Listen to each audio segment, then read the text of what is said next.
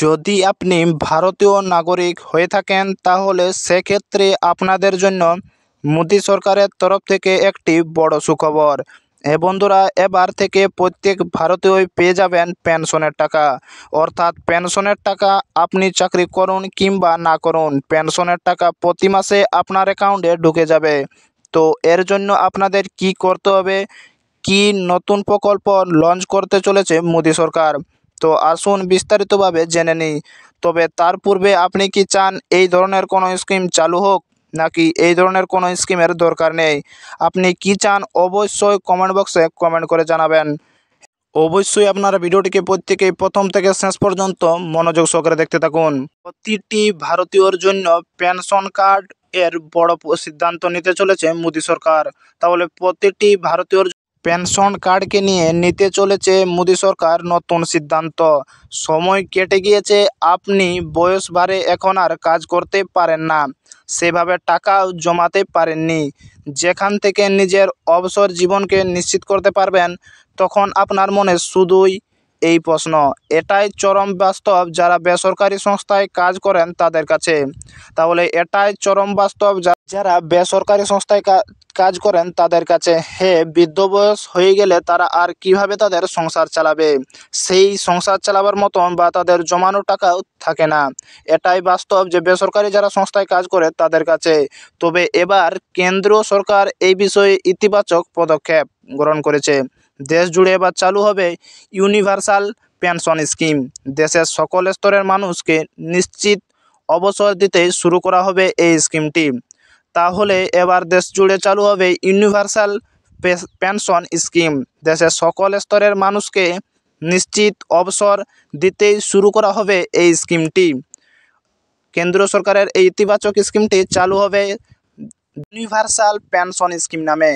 অবসর দিতেই শুরু করা হবে এই স্কিমটি। অন্য পেনশন স্কিমের মতোই এখানেও টাকা রাখতে পারবেন প্রতিটি মাইনে করা ব্যক্তি। এখানে গিগ কর্মী থেকে শুরু করে যারা নিজেদের ছোট ব্যবসা করেন তারাও এখানে টাকা রাখতে পারবেন। যাদের বয়স পার হয়ে গিয়েছে অথচ এখনও অবসর নিয়ে চিন্তা করতে পারেন তারাও। তাহলে যাদের বয়স পার হয়ে গিয়েছে অথচ এখনও অবসর নিয়ে চিন্তা করতে পারেননি, তারাও এখানে বিনিয়োগ করতে পারবেন। তাহলে এখান থেকেই অবসর হতে পারে নিশ্চিত। তাহলে যাদের বয়স পার হয়ে গিয়েছে অথচ এখনও অবসর নিয়ে চিন্তা করতে পারেননি, তারাও এখানে বিনিয়োগ করে তাহলে আপনার অবসর হতে পারবে নিশ্চিত। যে খবর পাওয়া গিয়েছে তাতে জানা যায় এটি সকল ভারতীয়র ক্ষেত্রে প্রযোজ্য হবে। তবে সরকারি কর্মীরাও এরা সুযোগ নিতে পারবে না। যারা সরকারি কর্মী তারা এটার সুযোগ নিতে পারবেন না। বেসরকারি ক্ষেত্রে এবং সমাজের বাকি সকল স্তরের ব্যক্তিরা এখানে নিজের ইচ্ছা মতো টাকা রাখতে পারবেন। তাহলে সরকারি কর্মচারীরা এখানে টাকা রাখতে পারবেন না, বাকি বেসরকারি ক্ষেত্রে এবং সমাজের বাকি সকল স্তরের ব্যক্তিরা এখানে টাকা জমা রাখতে পারবেন। এই ধরনের পেনশন প্ল্যান ডেনমার্ক বা নেদারল্যান্ড এবং নিউজিল্যান্ড প্রচলিত রয়েছে। এটি একটি ভলেন্টিয়ারি স্কিম হবে, যেখানে প্রতিটি বেসরকারি সংস্থাকে এক ছাতার তলায় নিয়ে আসা হবে। তাহলে এটা ডেনমার্ক, নেদারল্যান্ড এবং নিউজিল্যান্ডে প্রচলিত রয়েছে। এটি একটি ভলেন্টিয়ারি স্কিম হবে, যেখানে প্রতিটি বেসরকারি সংস্থাকে এক ছাতার তলায় নিয়ে আসা হবে। ভারতে দ্রুত হারে জনসংখ্যা বেড়ে চলেছে। তাহলে এই যে এই স্কিমটি ভলেন্টিয়ারি স্কিম হবে, যেখানে প্রতিটি বেসরকারি সংস্থাকে এক ছাতার নিচে নিয়ে আসা হবে। ভারতে দ্রুত হারে জনসংখ্যা বেড়ে চলেছে। 2036 সালে হয়তো দেশের মধ্যে 60 বছরের বেশি মানুষের সংখ্যা হবে প্রায় 227 মিলিয়ন। 2050 সালের মধ্যে এই সংখ্যা হয়ে যাবে প্রায় 347 মিলিয়ন। সেদিক থেকেই দেখতে হলে এই স্কিমটি সকল ভারতীয়র মুখে হাসি ফোটাতে পারে। তাহলে 2036 সালে 60 বছরের মানুষের সংখ্যা হবে 227 মিলিয়ন এবং 2050 বছরে এই সংখ্যা হয়ে যাবে 347 মিলিয়ন। তাহলে সকল ভারতীয়র মুখে হাসি ফোটাতে পারে।